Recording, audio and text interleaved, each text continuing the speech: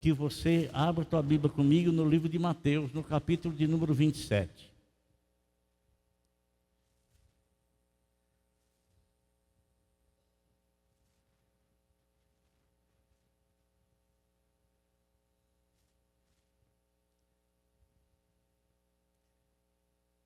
Quem conhece o irmão Dilon? Conhece o irmão Dilon? Ontem os diáconos tiveram uma confraternização lá no restaurante do Leco.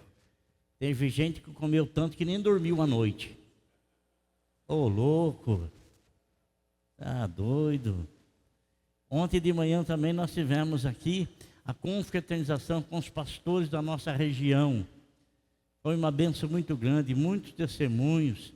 Nós tivemos assim, os irmãos cantando vários ritmos de música, os irmãos lá os irmãos cantaram hinos de louvores ao Senhor.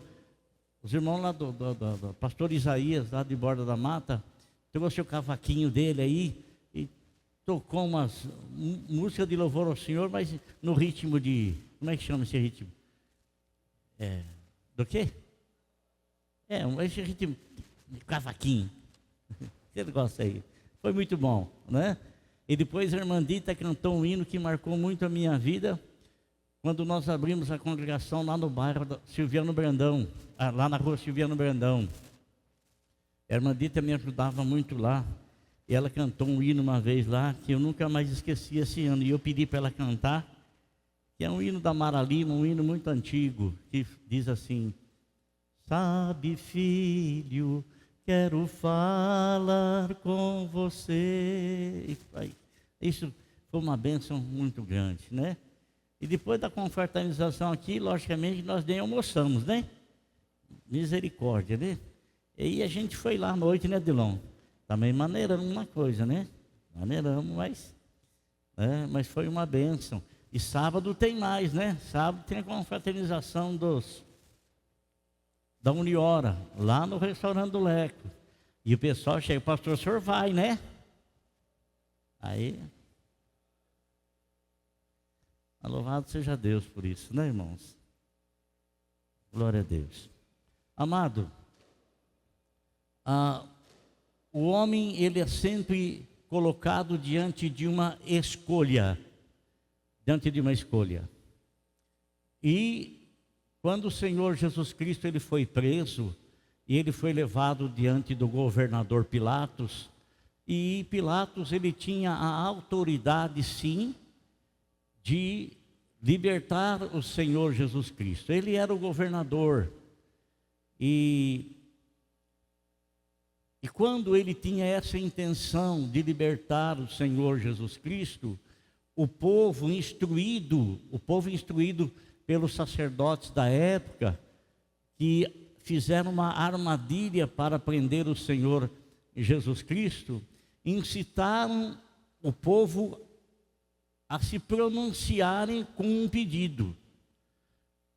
E esse pedido foi, quando nosso Senhor Jesus Cristo, porque era um tempo de festa, e na festa então, costumeiramente, libertava-se um dos prisioneiros, e tinha lá um prisioneiro muito conhecido que era Barrabás, e que a Bíblia nos fala que Barrabás, no motim, ele havia assassinado uma pessoa, e ele estava preso por ter se levantado contra as autoridades, e ele estava lá, né? E ele era muito conhecido, né? Muito conhecido.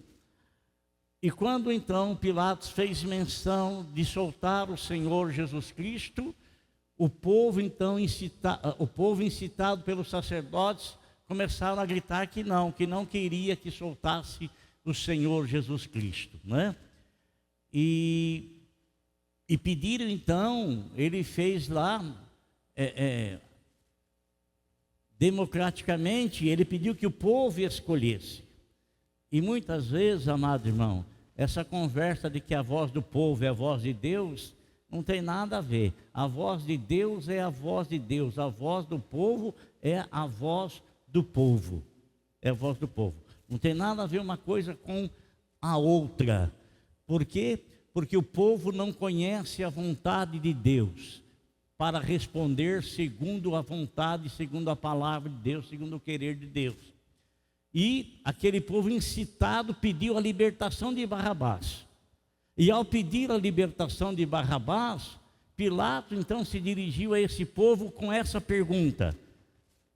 Mateus capítulo 27, versículo de número 22. Está escrito assim: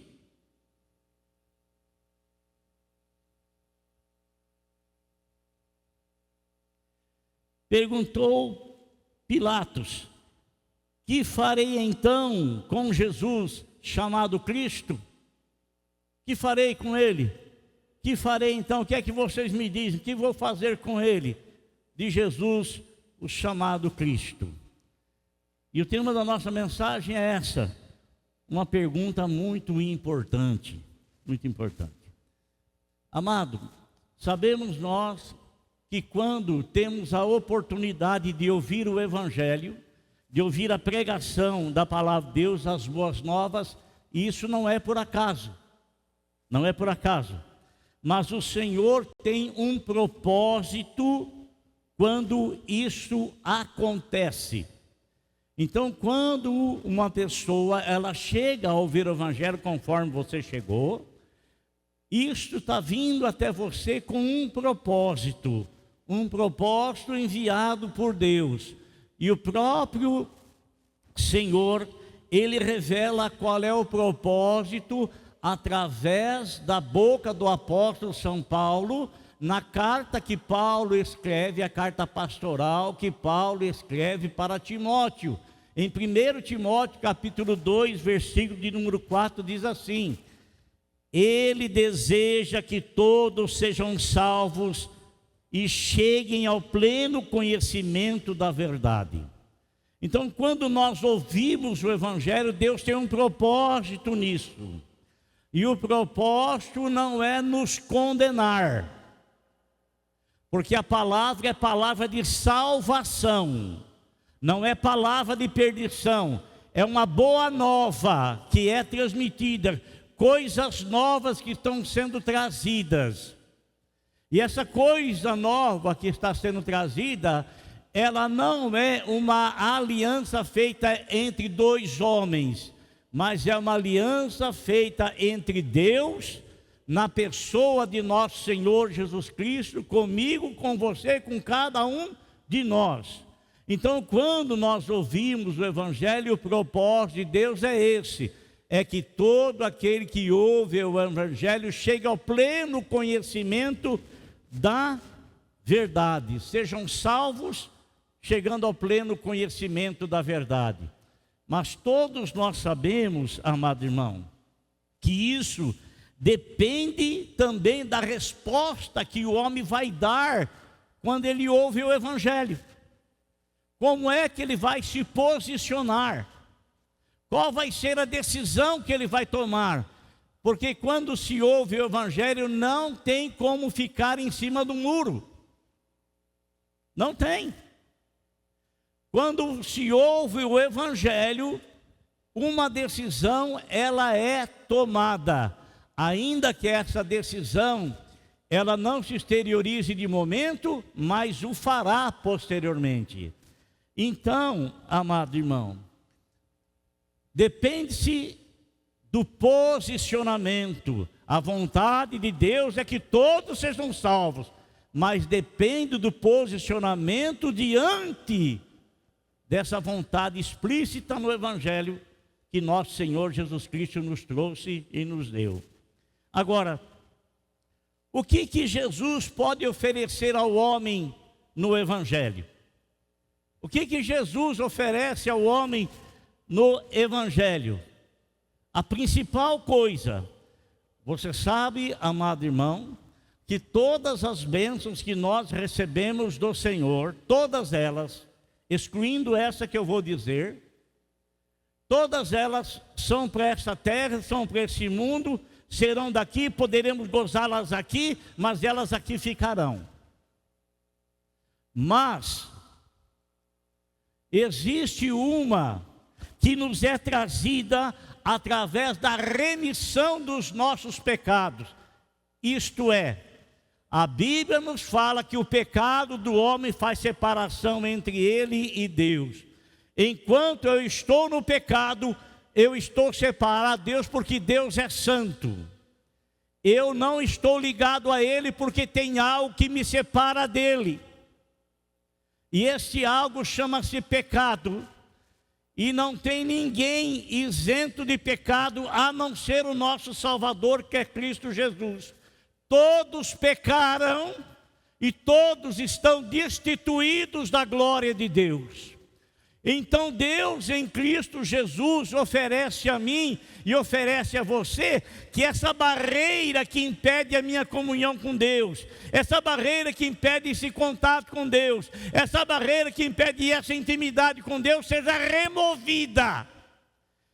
E ela é removida e nos é oferecida na pessoa de nosso Senhor Jesus Cristo, no seu santo evangelho. Atos dos Apóstolos, capítulo 10, versículo 43. O apóstolo São Pedro está na casa de Cornélio. Cornélio é um estrangeiro. E Pedro vai lá, porque o anjo diz para Cornélio: manda chamar Pedro, porque ele vai anunciar para você o caminho da salvação. E Cornélio então mandou chamar Pedro, e quando chega Pedro na casa de Cornélio, Pedro está conversando, está falando com ele, né? E Pedro então fala sobre isso. Todos os profetas dão testemunho dele. Pedro pregando para Cornélio, dizendo: olha, todos os profetas, isso é, todos aqueles que escreveram e estão registrados no cânon sagrado, todos eles falaram e apontaram para nosso Senhor Jesus Cristo, de que todo aquele que nele crê, recebe o perdão dos pecados mediante o seu nome. Oh, irmão, o Senhor está oferecendo para você e para mim algo que eu não posso receber, não posso ter por força própria, de maneira alguma, de forma alguma, de jeito nenhum, a remissão dos nossos pecados. E o que mais o Senhor Jesus Cristo nos oferece no Evangelho? Oferece para mim e oferece para você. Ele oferece também, amado irmão, uma coisa que muitos homens desejam, buscam e não encontram. Nosso Senhor Jesus Cristo disse: deixe-vos a minha paz vos dou. Em Romanos, o apóstolo São Paulo, no capítulo 5, versículo 1, ele diz o seguinte: tendo sido, pois, justificados pela fé, temos paz com Deus por nosso Senhor Jesus Cristo. Então, nós não somos justificados pelo bem que nós fazemos. Não é porque eu estou fazendo bem, o Senhor vai lá para mim e fala: ai, que belezinha, olha que maravilha, que bem que ele está fazendo, esse cara merece ir para o céu. O Senhor não fala isso. Não fala isso. Por que não fala isso? Porque nós somos justificados pela fé. Fé em alguém que fez por nós, que nós não tínhamos condições de fazer. Então, eu recebo, eu aceito aquilo que Ele fez por mim. E, consequentemente, então, eu recebo benefício na minha vida. Recebo benefício. E uma coisa maravilhosa que tem é você ter paz com Deus. É você não se sentir distanciado, é você não se sentir afastado, é você não se sentir excluído, é você não se sentir perdido, mas você saber que você está perto, você tem paz com Deus na pessoa de nosso Senhor Jesus Cristo. Isso também nos é oferecido no Evangelho. Amém? Uma outra coisa que nos é oferecida no Evangelho, amado: alegria verdadeira. Pedro, na sua carta universal, em 1 Pedro, capítulo de número 1, versículo 8, ele diz o seguinte: mesmo não o tendo visto. Você viu Jesus? Você viu Jesus? Viu Jesus? Viu Jesus? Você viu Jesus? Mesmo não o tendo visto, vocês o amam. Eu não vi Jesus, nunca vi Jesus, irmão. Mas isso não me impede de amá-lo. Não me impede de amá-lo. E consequentemente, apesar de não vê-lo agora, nós cremos e nós exultamos com alegria indizível e gloriosa, porque nós estamos aguardando e esperando numa esperança radiante, gloriosa, e quando nós falamos dela, a nossa alma se enche de satisfação, de alegria e de esperança, esperando a manifestação do Filho de Deus, nosso Senhor Jesus Cristo, que virá nos buscar.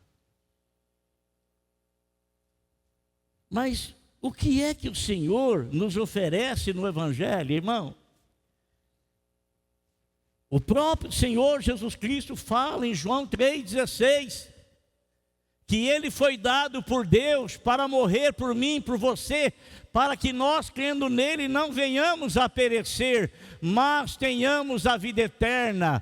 O Evangelho nos oferece em Cristo Jesus a salvação, a vida eterna. Essa é a maior de todas as bênçãos, e não é uma bênção apenas para nós desfrutarmos parcialmente dela, mas trazendo uma esperança forte no coração de que nós iremos gozá-la na totalidade no momento em que nós nos encontrarmos com o Senhor nos ares, ou se nós estivermos mortos, Ele estará nos ressuscitando. E em João 3,36 também está escrito assim, ó: quem crê no Filho tem, não é terá num futuro, mas é no presente. Quem crê no Filho tem a vida eterna. Olha que coisa gloriosa, irmão. Quem crê no Filho tem a vida eterna. Eterna. É isso que o Evangelho nos oferece em Cristo Jesus. O que mais que o Evangelho nos oferece, irmão? Nos oferece algo que o mundo erroneamente tem um provérbio que diz o seguinte: todos são filhos de Deus. Isso não é verdade. Essa voz do mundo não é a voz de Deus. Todas as pessoas, elas dizem assim: todos somos filhos de Deus. Não, não somos. Todos somos criaturas de Deus. Todos somos criaturas de Deus. Todos nós fomos criados por Deus. Mas todos nós nos afastamos do caminho da salvação, do caminho da verdade. Todos nós estivemos distante, todos nós. Mas o que é que o Evangelho nos oferece em Cristo Jesus? A filiação divina. Filiação divina. Lá no capítulo 1, versículo 12 de João, diz o seguinte: que todo aquele que nele crê, a este Deus deu o poder, a autoridade de se tornar filho de Deus. Se todos fossem filhos de Deus, não iria se tornar filho de Deus, porque já era. Mas todos somos criaturas com a probabilidade de ouvir o Evangelho, de aceitar o Evangelho e consequentemente então, nos tornarmos filhos de Deus. Nos tornarmos filhos de Deus. Amém? Todo aquele que recebe a Jesus Cristo como Salvador, recebe também a filiação por intermédio de Cristo, porque Ele é o unigênito. Ele é o único Filho verdadeiro de Deus. E todos nós nos tornamos filhos de Deus por intermédio do Senhor Jesus Cristo. Então é isso que o Evangelho oferece ao homem que é criatura do Senhor, oferece a ele fazer parte, ser filho de Deus por intermédio do Senhor Jesus Cristo. Amém? Você já entregou a tua vida para Jesus? você já recebeu como teu Salvador? Se você já o fez, então todas essas características aqui que nós mostramos, é tua, é para você. Todo esse benefício que o Evangelho nos proporciona, nos oferece, é para nós. Agora, irmão, eu disse no princípio que é da vontade de Deus que todos os homens cheguem ao pleno conhecimento da salvação. Mas isso vai depender da reação do homem diante disso, da participação do homem diante disso. O que cada um fará com Jesus? O que cada um fará com Jesus? Nós somos chamados a tomar uma decisão. Ou iremos recebê-lo, ou iremos desprezá-lo. Não tem ficar em cima do muro. Não tem. Não tem. Ou nós iremos recebê-lo, ou iremos desprezá-lo.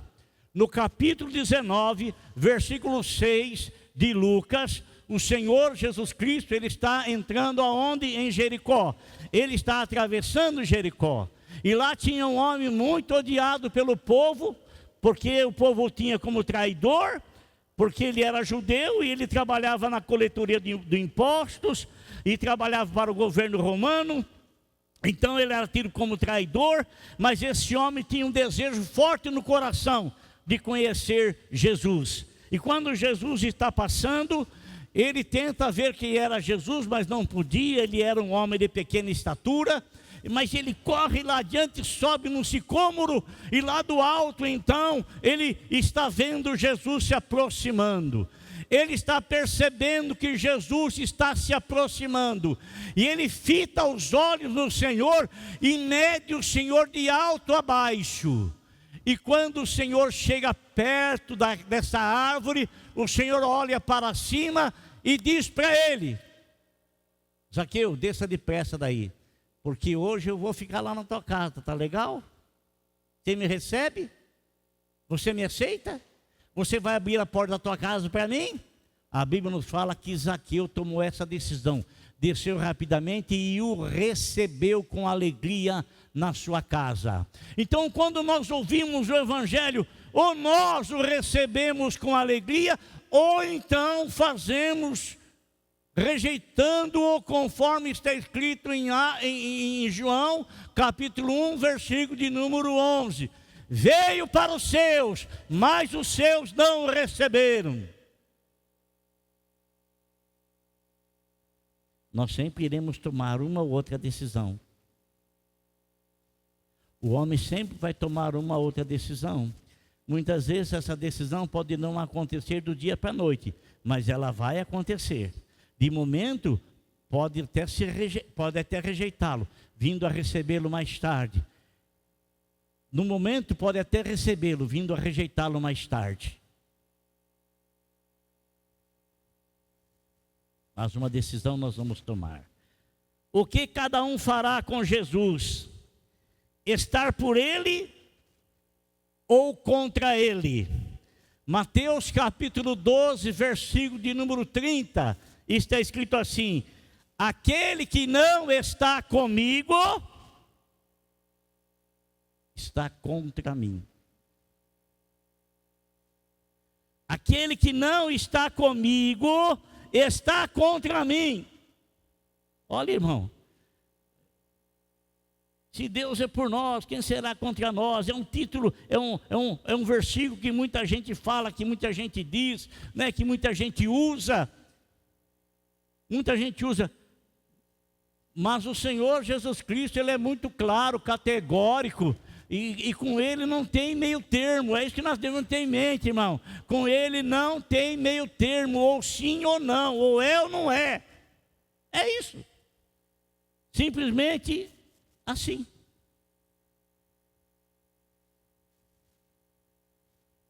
Aquele que não é comigo está contra mim. O que cada um fará com Jesus? Confessá-lo ou negá-lo?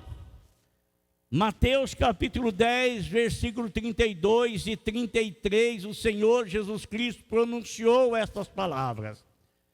Quem, pois, me confessar diante dos homens, eu o confessarei diante do meu Pai que está no céu. Confessar diante dos homens é dar testemunho público da sua fé, é não ter vergonha de Jesus. É você saber, amado irmão, que aquela pessoa a quem você está sendo ligado é muito maior e muito mais importante do que qualquer outro ser humano na face da terra. Tenha ele a posição que tiver, ocupe ele o cargo que ocupar, tenha ele bens materiais ou não, seja riquíssimo, riquíssimo, riquíssimo, não importa, não importa. Quando eu digo que eu sou de Jesus, quando eu passo pelo batismo dando testemunho público da minha fé, confessando a minha conversão publicamente, não me envergonhando do Senhor, o Senhor diante do Pai fala: esse aí é meu filho também. Esse aí é meu filho também. Mas ele também diz, amado irmão, aquele que me negar diante dos homens, eu também o negarei diante do meu Pai que está no céu. Olha que perigo, irmão. Negar quer dizer não ter oportunidade alguma de ser aceito na presença de Deus.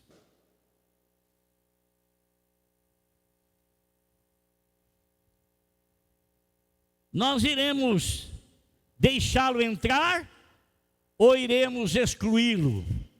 O apóstolo São João, recebendo uma revelação do Senhor Jesus Cristo lá no livro de Apocalipse, o Senhor lhe ordenou que ele escrevesse algumas mensagens para 7 igrejas. E numa dessas igrejas, a igreja de Laodiceia, a igreja que tinha nome de ser cristã, que fazia profissão de servir ao Senhor, mas que na verdade o Senhor a observando, o Senhor diz o seguinte, Apocalipse capítulo 3, versículo de número 20. Apocalipse 3, 20. Está escrito assim: eis que estou à porta e bato. Oh, então ele não está dentro da igreja? Mas ele mandou escrever a carta para a igreja.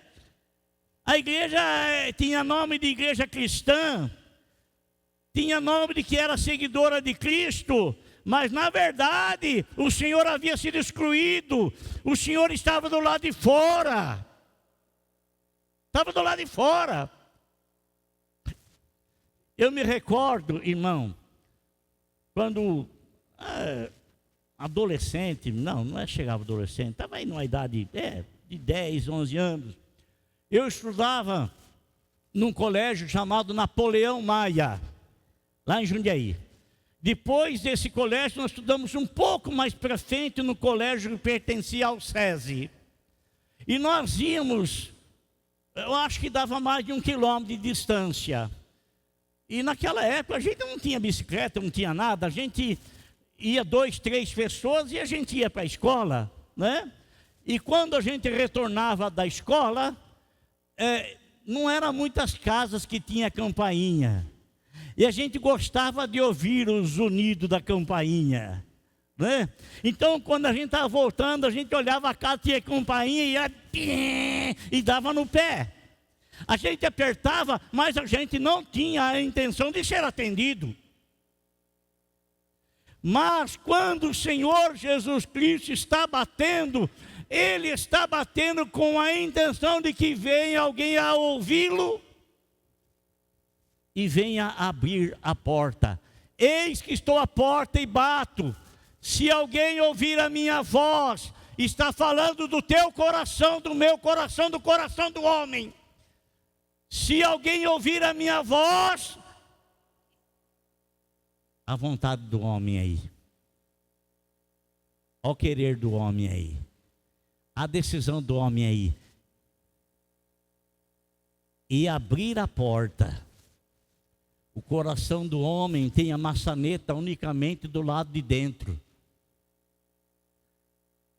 Unicamente do lado de dentro.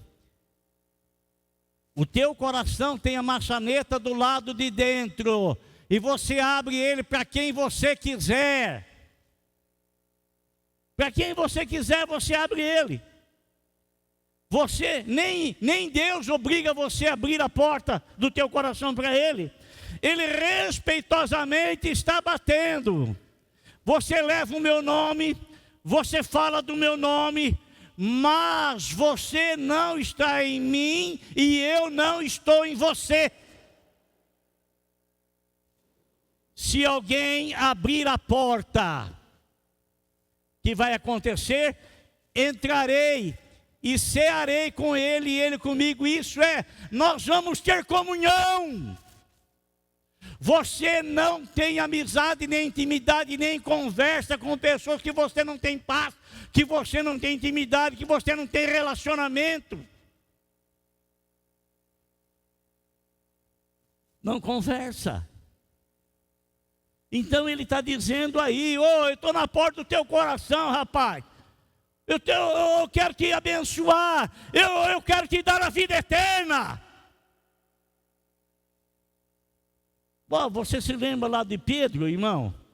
Lá no capítulo 6 de João, onde Jesus prega, lá está pregando, e o povo não aguenta ouvir o que ele está falando. O povo eram discípulos, não era pessoa qualquer, eram iniciantes na fé. E o Senhor está falando com eles, e o Senhor está falando do pão vivo que desceu do céu. Está falando da sua própria pessoa. E eles começam a rejeitar o que o Senhor está falando. Eles começam a resmungar na mensagem do Senhor.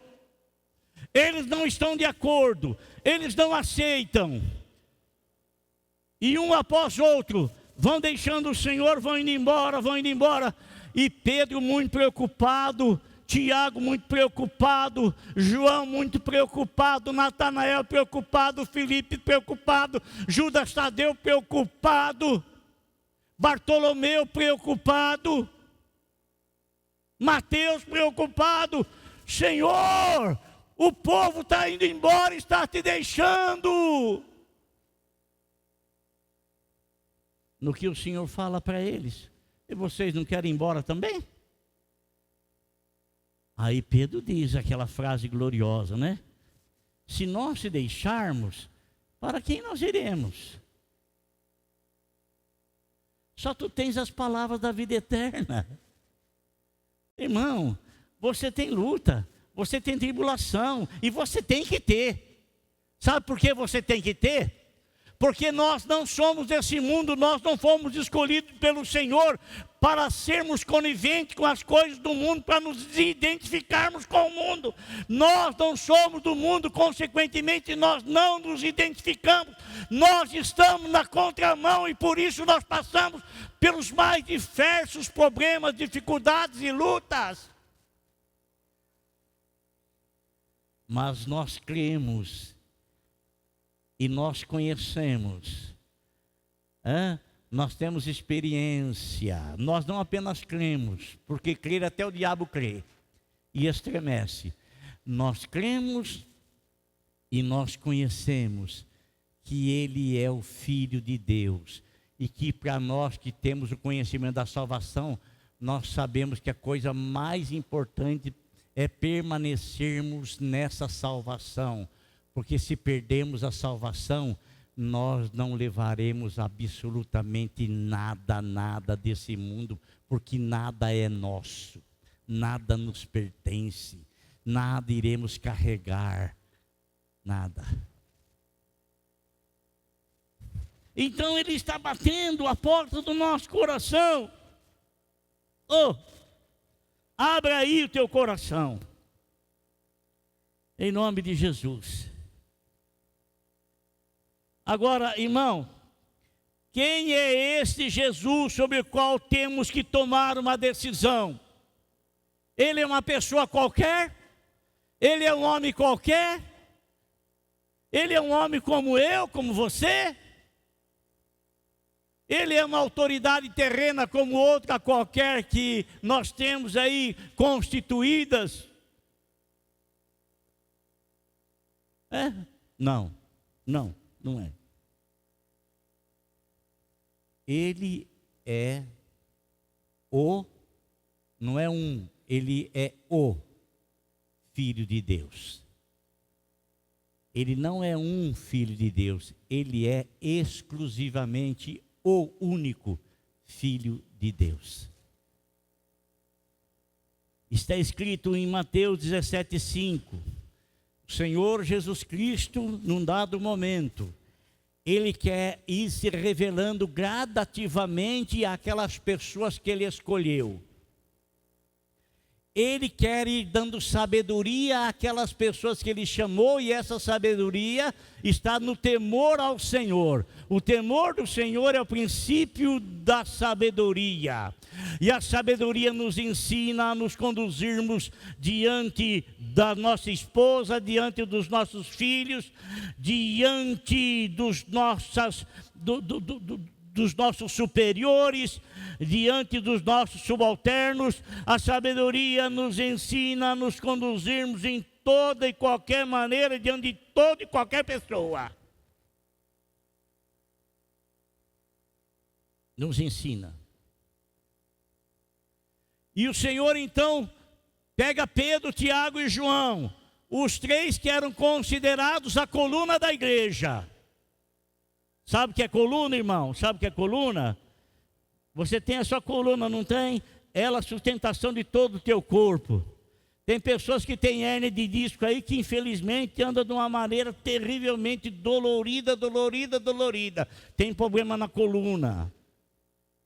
Você vê os altos edifícios aí, a coluna central, aonde está centralizado todo o peso, e ela é compatível para suportar todo o peso que está sobre ela. Pedro, Tiago e João, eles eram considerados a coluna da igreja. Assim Paulo fala em Gálatas, a coluna da igreja.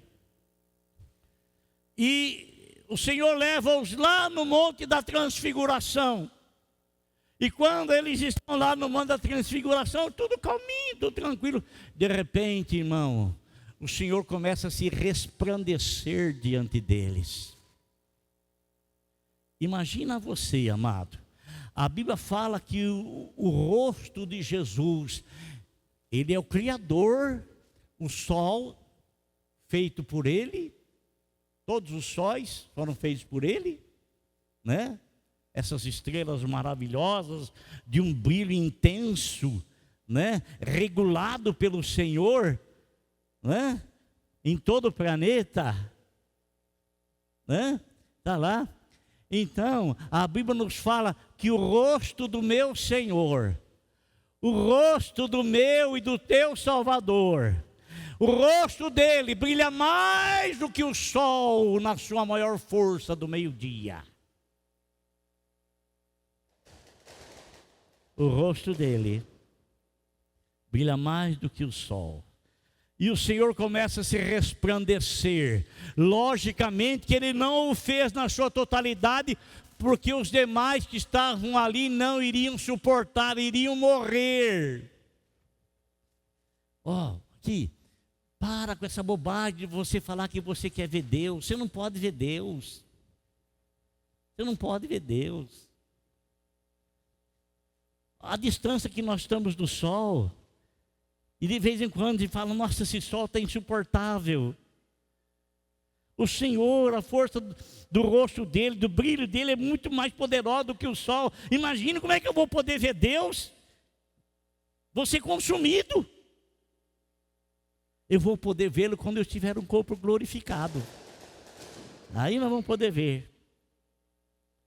Amém, irmãos? Aí nós vamos poder vê-lo. Então, o Senhor se resplandece diante dele. E quando o Senhor se resplandece, eu não vou falar sobre Moisés e Elias que aparece lá, mas vou falar de uma outra pessoa que se manifesta lá. O poder de Deus. E o poder de Deus vem sobre eles ali. E representado numa nuvem, daquela nuvem fala para aqueles 3 homens: este aí é o meu filho amado. Ele não estava falando para Jesus, porque Jesus sabia quem era, tanto que ele estava se resplandecendo ali, mas ele estava falando para os 3, porque os 3 eram a coluna, eram o sustentáculo da igreja, e eles posteriormente iriam falar dessa gloriosa, como João escreveu em Apocalipse, aquilo que nós vimos, e nós ouvimos, e as nossas mãos tocou na palavra. E João também, e Pedro também fala a mesma coisa. Então, irmãos, então é o seguinte, amado, essa voz sai e diz para eles 3, ó, esse aí, ó, este é o meu filho amado, em quem eu me alegro, em quem me agrada. Amém? Glória a Deus. Ó, quem é esse Jesus sobre o qual temos que tomar uma decisão? Ele é o Salvador do mundo. Nós vamos comemorar dia 25 o nascimento de Jesus. E quando isso aconteceu lá naquela manjedoura, os anjos foram e anunciaram aos pastores, dizendo o seguinte: hoje, na cidade de Davi, lhes nasceu, não nasceu para mim que sou anjo, nasceu para você que precisa da salvação, nasceu para mim que precisa do Salvador, lhes nasceu o Salvador, que é Cristo o Senhor. Amém, irmãos? Glória a Deus. Aleluia. Muitas pessoas não conseguem entender, não conseguem compreender por que nós precisamos de um Salvador. Por que eu não posso me salvar sozinho? Como é que você vai se livrar do seu pecado sozinho? Através de um outro homem que é pecador igual a você? Não. Mas através daquele que se identificou com o homem e através daquele que se identificou com Deus. Porque em Cristo Jesus habitava toda a plenitude da divindade. Toda a plenitude da divindade.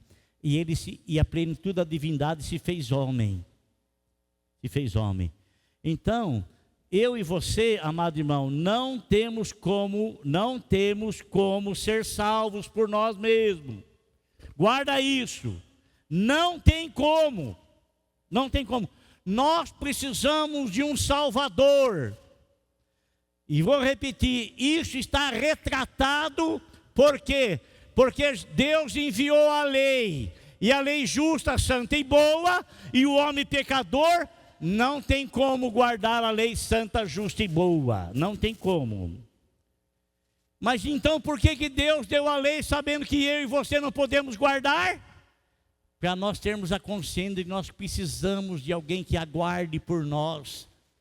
Então Jesus é o nosso Salvador que guardou a lei por nós, nenhum jota, nenhum tio caiu, para que a gente não guarde a lei, mas que pela fé a gente aceite o Salvador que guardou por nós. A maldição que estava sobre nós pecadores caiu sobre Jesus. Ele levou sobre si os nossos pecados, as nossas culpas, e nos deu o perdão. Amém? Glória a Deus. Louvado seja o nome do Senhor. Quem é esse Jesus sobre o qual temos que tomar uma decisão? Ele é o Senhor e Cristo. O apóstolo São Pedro, logo após receberem ele mais 119 pessoas, porque o total era 120, lá no cenáculo, onde eles receberam o batismo do Espírito Santo, aonde o Senhor enviou para que eles se tornassem testemunhas do Senhor. Logo após isso, o apóstolo São Pedro, ele traz uma mensagem para as pessoas que estavam em Jerusalém e que foram para lá na época da festa, muita gente reunida lá, e ele então anuncia esta palavra: portanto, que todo Israel fique certo disto: este Jesus, a quem vocês crucificaram, Deus o fez Senhor e Cristo. Ele é o Senhor, Deus o fez Senhor tanto dos vivos quanto dos mortos. E Ele é o Cristo, isto é, Ele é o ungido de Deus. Ele é aquele que recebeu do Senhor a autoridade para executar o plano que foi traçado na eternidade para trazer para mim, para você, para nós, a salvação da nossa alma. Então, Ele é Senhor e Cristo. Quem é esse Jesus sobre o qual temos que tomar uma decisão? Em Apocalipse está escrito que Ele é o Rei dos Reis. Apocalipse 19:16. Em seu manto, em sua coxa, está escrito este nome: Rei dos Reis e Senhor dos Senhores. Aleluia! Eu quero, irmão, eu quero ter, sim, irmão Dilon, a convicção de que todos vocês estejam compreendendo, estejam entendendo o que eu estou transmitindo. Sabe? Entendendo e compreendendo o que eu estou transmitindo. Estar ligado com aquilo que está sendo falado, ligado com aquilo que está sendo pregado. Porque às vezes você perde o fio da meada e você fica perdidão. Né? Fica perdidão. Então, aí. Agora, irmão, quem é esse Jesus sobre o qual temos que tomar uma decisão? Ele será um dia o juiz.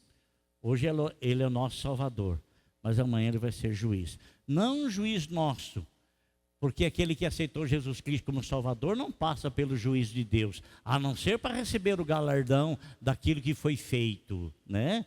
E Deus é justo. Deus, ele não vai galardoar você, que é apenas um membro da igreja, apenas um modo de falar. É alguém que vem, alguém que ama o Senhor, alguém que está aí, mas que não recebeu do Senhor aquilo que o Senhor entregou para outro, e o outro exerce aquilo com fidelidade, exercendo o ministério, se dedicando intensamente ao Senhor. O Senhor não vai tratar as coisas injustamente, e não vai galardoar as pessoas injustamente. Cada um receberá do Senhor aquilo que foi feito através do corpo. Então, está escrito em Atos dos Apóstolos, capítulo 17, versículo de número 30, o apóstolo São Paulo falando. E eu quero voltar um pouquinho aqui, amado irmão. Por que o apóstolo São Paulo usa esta palavra? Numa das suas cartas, ele diz que ele considerava-se o maior de todos os homens. Amém? Hã? Ele considerava-se o maior de todos os homens. Como assim? Sim, ele considerava-se o maior de todos os homens. Isso é, o maior pecador de todos. Maior pecador de todos. Mas quando ele teve encontro com o Senhor Jesus Cristo, Deus trouxe a ele o entendimento. Esclareceu a mente dele de que aquilo que ele fazia na ignorância, tudo aquilo que ele cometia quando não conhecia Jesus, tudo aquilo que ele fazia quando não conhecia o Salvador, e ele achava que estava fazendo certo, ele achava que estava fazendo correto, ele percebeu que quando houve a sua conversão, houve também o perdão, porque o Senhor não levou em conta o tempo que ele agia na ignorância, perseguindo a igreja de Deus. Então ele fala o seguinte, o próprio São Paulo fala assim: no passado Deus não levou em conta essa ignorância. Atos 17:30. Mas agora, pastor Orlando,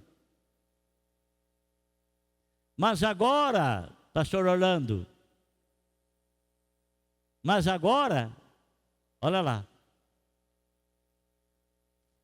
Mas agora ordena que todos, em todo lugar, se arrependam, pois estabeleceu um dia em que há de julgar o mundo com justiça, por meio do homem que designou, e deu provas disso a todos, ressuscitando-os dentre os mortos. Então um dia todo mundo passará pelo julgamento diante de Jesus Cristo. Aqueles que estiverem vivos ou aqueles que estiverem mortos ressuscitarão e passarão pelo tribunal de Cristo. Em Atos 10:42 está escrito assim, para encerrar: Ele nos mandou pregar ao povo e testemunhar que foi a Ele que Deus constituiu juiz de vivos e dos mortos. E aí? O que você vai fazer? Oh, que farei eu de Jesus? A pergunta que Pilatos fez.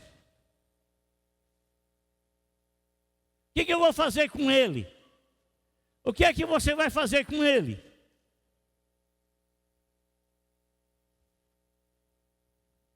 Receba-o e viva com ele em seu coração. Amém? Glória a Deus.